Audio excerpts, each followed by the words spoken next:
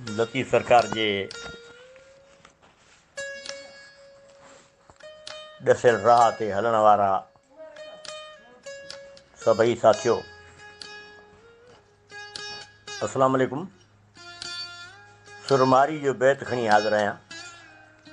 फरमायूं, पटोला पहाड़ियूं मूर न मथे कनि, जो लाल रताऊं लोहियूं त सालनियूं सूहनि। उन एलाची अगरी बखमल बाफ़तन, सखर भायां सूमरा खथी खां खोंबिन। जा ॾिनियम ॾाॾाणनि सा लाहींदे लॼ मरा। सॼो लतीफ़ जी मारी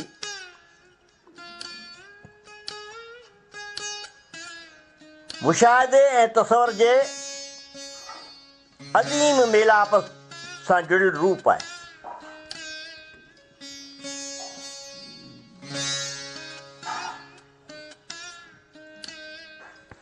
जंहिं लाइ हुनखे उन वक़्त जे सदाबहार शाइर हज़रत शाह इनायत रिज़वी उत्साहियो हो ऐं उन जे ई चवण ते बीठाई साईं थर जे मुशाहिदे लाइ थर में अची पेर धरिया ऐं हिते जी सॼी हयाती सूंहं वतन जी मोहबत माणपो मान मर्तबो पंहिंजनि अखियुनि सां पसी पोइ सुरमारी तख़लीक़ कयो। जॾहिं हुन थर जी हसीन पाणियारियुनि जो जेको खे अखियुनि सां ॾिठो त उन में उन न सिर्फ़ु मारीअ खे बि ॾिठो बल्कि उन्हनि जे लिबास मां पाकीज़ा ईंदड़ ख़ुशबू खे बि महसूसु कयो। छाकाणि त हू पाण अमीरनि जागीरदारनि या हाकिमनि जो न पर आम आवाम जो शाइर हो ऐं आहे। हुन मारीअ जे चोलनि में संदन गुरबत जा ओहञाण ऐं टोपा ऐं चतियूं लॻल ॾिठियूं लोहियुनि खे बि ऐं लिबास खे बि जिन जा ॾोरा हंधा हंधा छिगियल हुआ ऐं संदन वारनि में चीड़ बि पियल ॾिठो।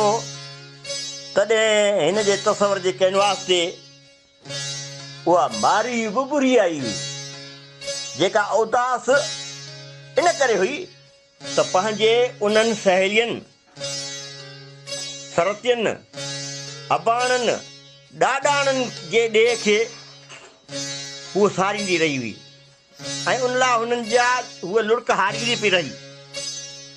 हुन लुड़क हारिया पे लतीफ़ साईं त थर जे रूह जो मुशाहिदकार आहे।